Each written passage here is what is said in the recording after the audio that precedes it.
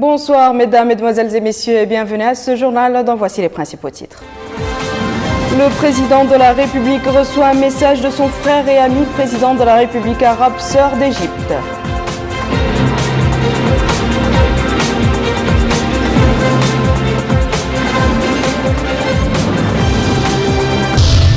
Le chef de l'État reçoit également en audience une délégation des opérateurs et investisseurs dans le secteur de l'agriculture.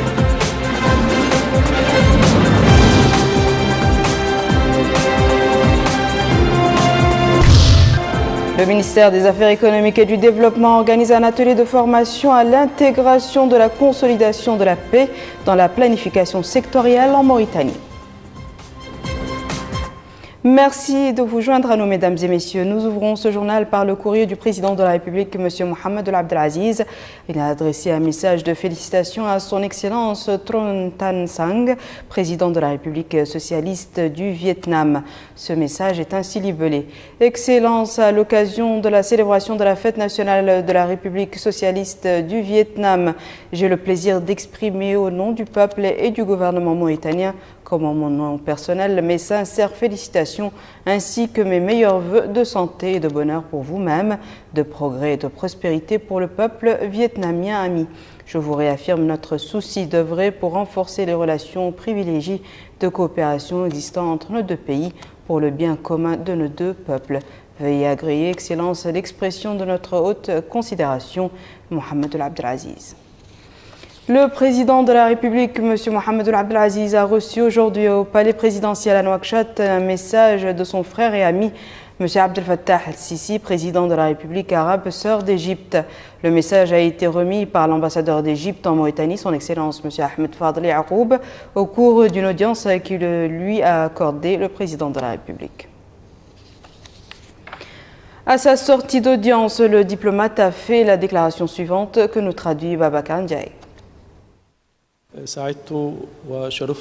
Je suis très heureux de rencontrer le président de la République, M. Mohamed Abdelaziz. Je suis venu lui transmettre un message du président égyptien, M. Abdel Fattah Sisi. Ce message s'inscrit dans le cadre des solides relations fraternelles et privilégiées existant actuellement entre la Mauritanie et l'Égypte.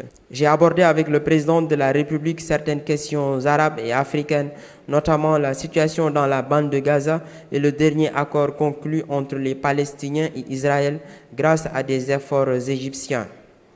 Je suis optimiste de voir les relations mauritano-égyptiennes connaître au cours de la prochaine période un grand développement dans de nombreux domaines. Le président de la République, M. Mohamed Abdelaziz, a également reçu en audience aujourd'hui au palais présidentiel à Nouakchott une délégation des opérateurs et investisseurs dans le secteur de l'agriculture, conduite par M. Brahim El-Qaddour, président de la Fédération nationale de l'agriculture et de l'élevage.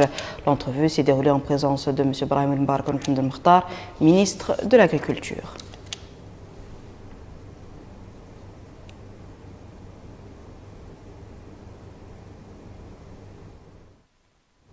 À sa sortie d'audience, le président de la Fédération nationale de l'agriculture et de l'élevage a fait une déclaration dont voici la traduction avec El Hajj Abdallah Hiddin. Mes collègues et moi-même avons discuté avec le président de la République des voies et des moyens permettant de développer le secteur de l'agriculture, notamment la filière du blé. L'entrevue était l'occasion d'exposer les problèmes qui hypothèquent les secteurs et les moyens susceptibles de les résoudre. Le président de la République a donné des conseils et directives destinés à promouvoir le secteur agricole dans son ensemble et exprimer la volonté des pouvoirs publics d'entreprendre tout ce qui est de nature à renforcer la capacité des paysans, de promouvoir la production et de réaliser les objectifs escomptés. Le ministre des Affaires islamiques et de l'enseignement original a effectué ce lundi, dans le cadre des visites effectuées à certaines institutions relevant de son département, des visites d'information et de prise de contact à l'Union nationale des imams et à la Fondation nationale des Awqaf. Plus de précisions avec Abdelrahman Hamad. L'Union nationale des imams de Mauritanie a constitué la première étape de cette visite qu'a entamée le ministre des Affaires islamiques et de l'enseignement originel à certains services relevant de son département. Ici, M. Ahmed Oulahel Daoud a entendu s'exprimer à cette occasion les soucis des imams ainsi que les problèmes rencontrés au cours de l'exercice de leur noble mission en vue de leur apporter les solutions appropriées. Le ministre a souligné au cours de cette rencontre l'importance fondamentale des imams pour transmettre le message authentique de l'islam ainsi que pour éduquer la société, affirmant que le président de la République, M. Mohamed Abdelaziz, fonde de grands espoirs sur l'Union nationale des imams pour s'acquitter convenablement de cette mission. La Fondation nationale des Awqaf était l'étape suivante de cette visite. Là aussi, le ministre s'est rendu dans les différents services de cette institution où il s'est informé sur ses missions et les services qu'elle fournissent. Il a en outre insisté devant les responsables et employés de cette institution sur la nécessité de la discipline et de l'assiduité dans le travail en vue de redynamiser cette structure vitale pour les citoyens ainsi que pour jouer leur rôle dans le développement, l'entraide et la solidarité. Au terme de cette visite, le ministre des Affaires islamiques et de l'enseignement originel a déclaré à El Mauritania que l'objectif de cette visite est de s'enquérir du déroulement des travaux dans ces services relevant de son département, précisant qu'il a exhorté leur personnel à faire preuve de la courtoisie et de bonne réception des usagers et à rapprocher le service aux utilisateurs de ce service public. Autre visite, c'est celle effectuée par le ministre de l'Équipement et des Transports au niveau de certaines directions relevant de son département, dont les directions des transports terrestres, la Société des transports publics, le Laboratoire national des travaux publics et l'Établissement national de l'entretien routier NR. Bakar Baylaba. Première étape de cette visite, c'est la Direction générale des transports terrestres. Sur place, le ministre de l'Équipement et des Transports a été édifié sur le fonctionnement de cette direction, appelant à plus de bonne gestion des moyens de l'État. La Société des transports publics a constitué la deuxième étape de la visite de Isselkou Ahmedi Zidbi. Là aussi, il a reçu des explications détaillées sur le fonctionnement de cette direction, dont la présentation a été faite par le directeur général de la dite société.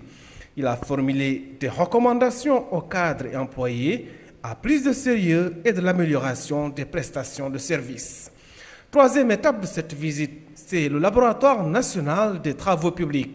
Sur place, le ministre de l'Équipement et des Transports s'est informé sur le déroulement du travail dans ce laboratoire, une structure destinée à donner un quitus à toute œuvre relative aux travaux publics dans notre pays.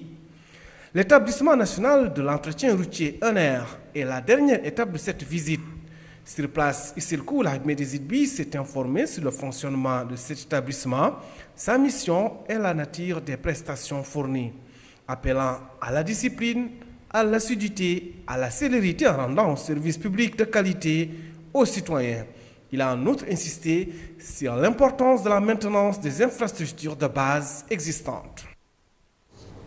Au chapitre des visites effectuées par les membres du gouvernement, le ministre de l'Emploi, de la formation professionnelle et des technologies de l'information et de la communication s'est rendu au Centre national de promotion de la formation professionnelle et à la direction de la formation professionnelle pour s'enquérir du déroulement du travail dans ces institutions. Moussa Ndiaye. La première étape de cette visite du ministre de l'Emploi, de la formation professionnelle et des technologies de l'information et de la communication, M. Mohamed Lemir Oudelmami, était à l'Institut national de promotion de la formation professionnelle.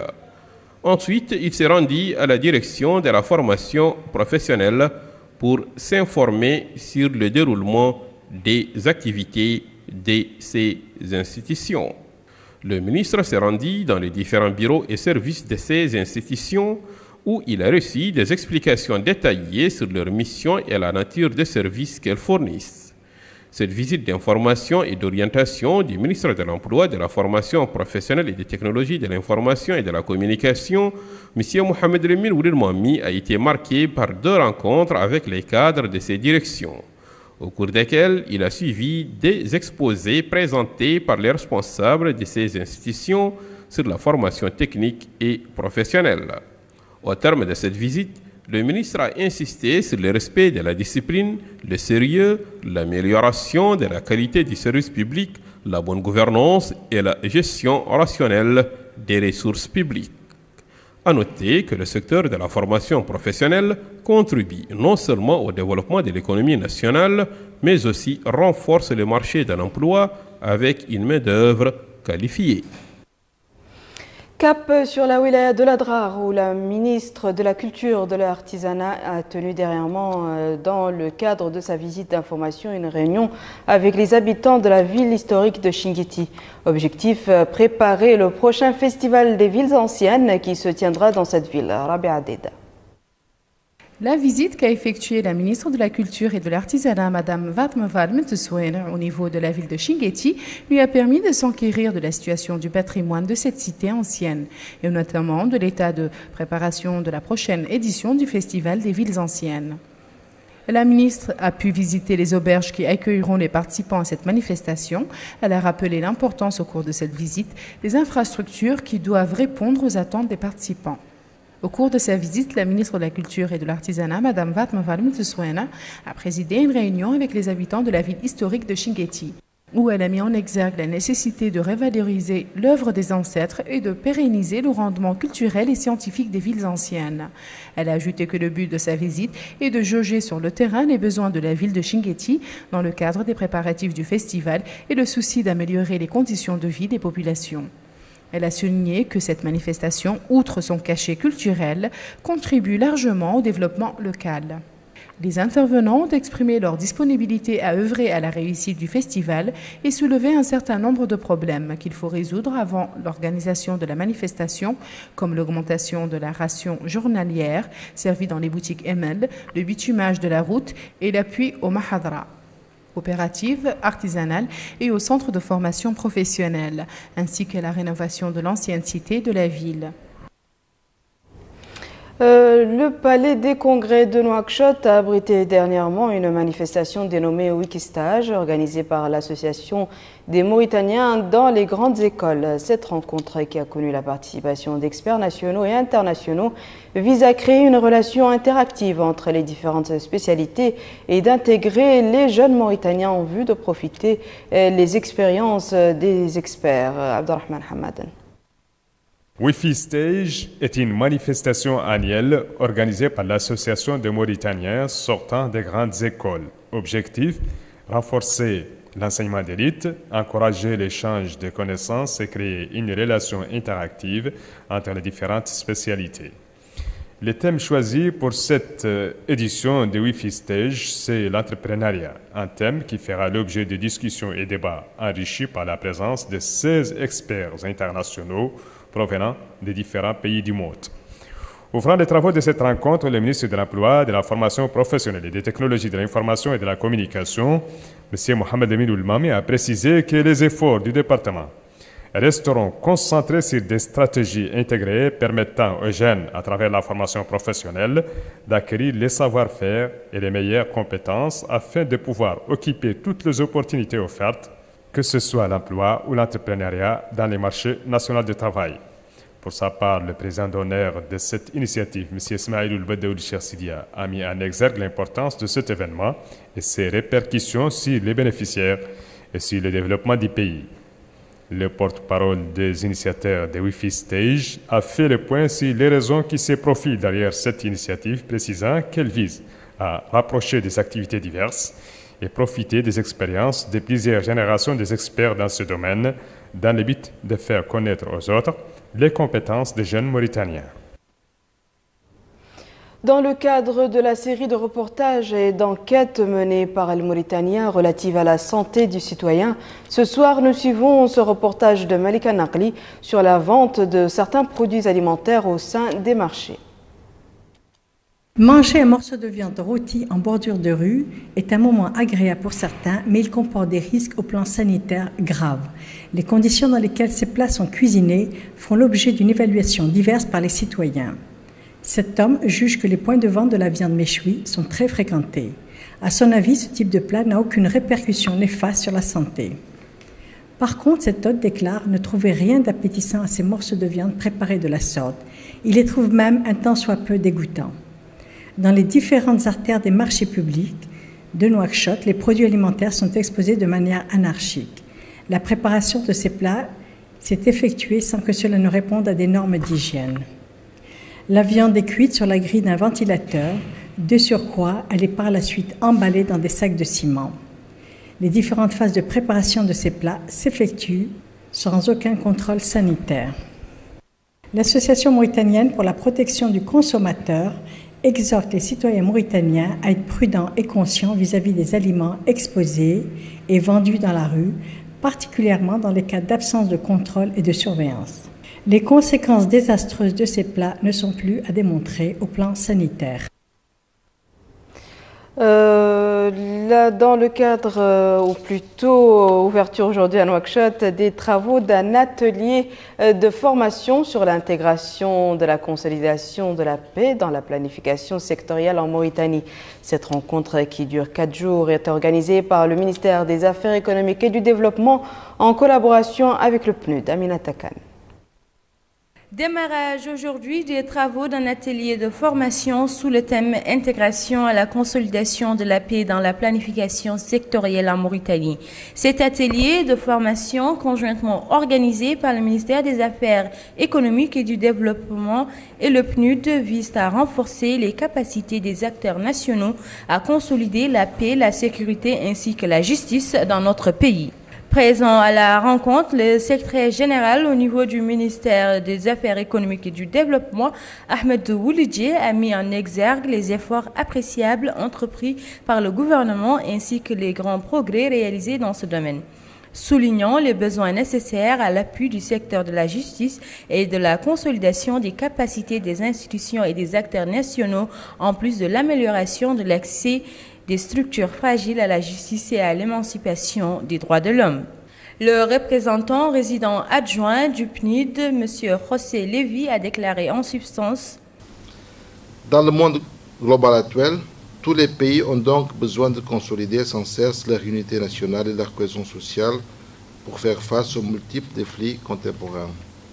Aussi, la nécessité de formuler des cadres de planification et d'engagement politique favorables à la paix est-elle partagée à l'échelle mondiale.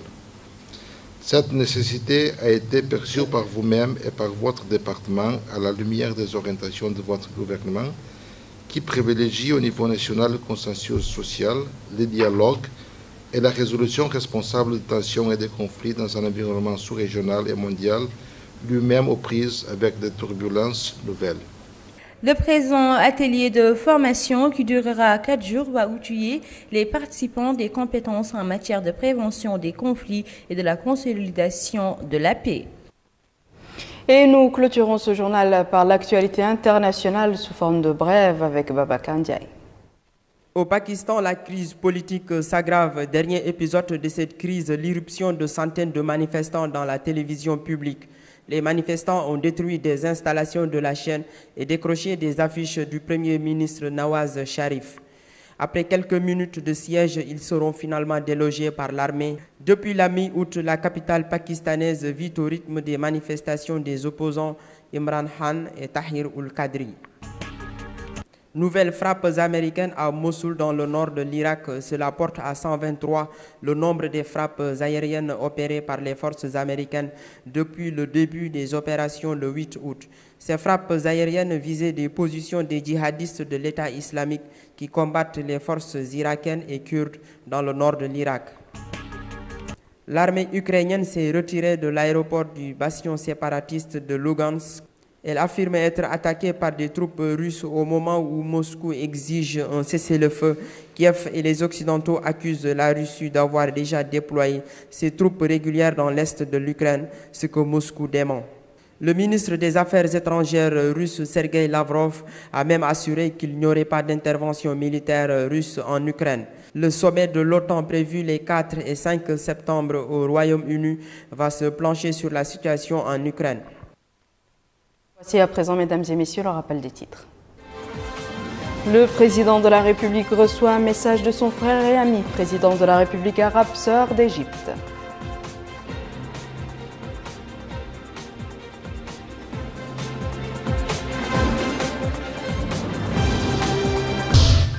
Le chef de l'État reçoit également en audience une délégation des opérateurs et investisseurs dans le secteur de l'agriculture.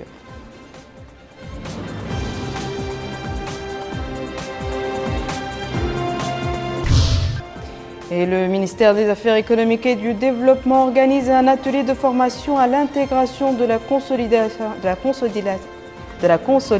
de la paix dans la planification sectorielle en Mauritanie. C'est la fin de ce journal, mesdames et messieurs. Merci à vous de nous avoir suivis. Merci de votre fidélité. À la semaine prochaine, Inch'Allah.